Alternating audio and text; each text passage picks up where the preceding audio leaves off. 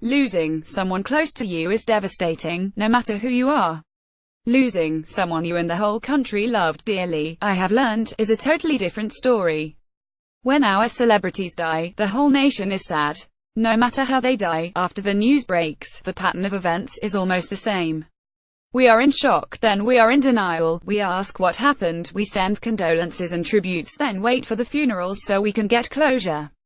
The last few weeks have been so tough on the South African creative industry. In 1 week the country lost veteran Kwaito artist Sekalaki at the age of 40, former Generations actress Mary McGatho and the multi-talented artist Dumi Masilela. The coverage they received differed and there were complaints from fans on social media. But, as usual, there were a few standout opinions concerning how much coverage celebrity funerals deserve that left me perplexed. The criticism of the media caught my attention. It made me wonder if comments such as "Why did you post a video of a widow weeping at her husband's graveside? This is not necessary," are justified. Not necessary by whose standards? And so the big question is just how far should the media go in covering funerals? The media needs to do its job, fam. The media's mandate is to cover stories that are in the public interest. So, while working a story on a celebrity's death, it is really a journalist's job. For you, however, it has the potential to take you through the mourning process. Yes, it's not the most pleasant part of our jobs. I mean, attending a funeral is not the greatest thing to be doing on a Saturday. Asking for comment, getting information around the death. The media has to navigate the sensitivities that surround these things and do their jobs while still showing respect to the family in mourning. Of course, they expect it. They've lived with that person being in the spotlight and very quickly appoint a spokesperson to deal with inquiries. They know that while they mourn in private, their person shared the life with the world. They chose to be in the public eye and, even in death, they share that pain. The one thing the family, the media and the fans understand as a collective is that a funeral of a prominent public figure needs to be shared with the public, but it is not always that simple to execute. Here is the first issue: no matter the reason you want to see the funeral, how much of it you want to see will never be a consensus. True to human nature, most fans are in two minds about how far the media should go in covering the funeral. It's a private thing. Most of you try to convince each other on Twitter streets. But death does not absolve you of your previous public life. If the media fails to show up, as in the case of Sekalak's funeral, you're sure to complain.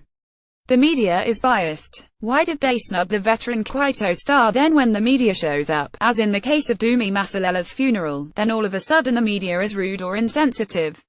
How would I want cameras in my face as I cry? You ask yourself, then that little voice in you says, the media is so insensitive, or why are they not respecting the grieving family? You are quick to call the ethics of journalism into question.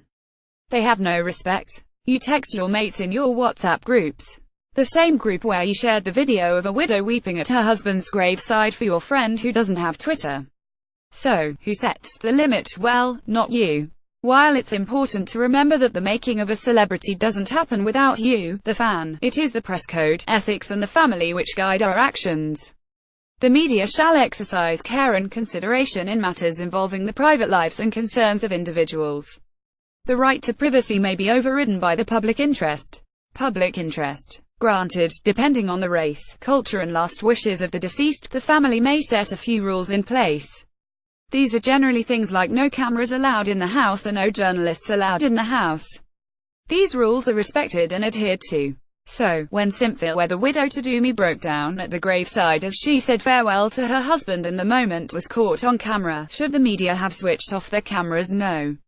Not only was covering the events of the funeral part of our jobs and covering a death of a well-known actor who had been a victim of crime in South Africa, which was obviously in the public interest, the family gave us access to the graveside. The family did not set aside any limitations. There were other limitations, sure. And we adhered to those. Simphill, as broken as she was, showed amazing strength. Even when the pain in her heart was evident in both her silence and her speech. Being a celebrity herself, she understood that the media would be an ever-present feature at Dumi's funeral. The Masilela family were fully aware that all eyes would be on them. They opened their hearts to us and we took in that moment. They are hurting and know that moment will be recorded and go viral. So why did you take personal offense? You, as a fan, why are you mad? There were no rules that were broken. The most important people here, the family, are happy.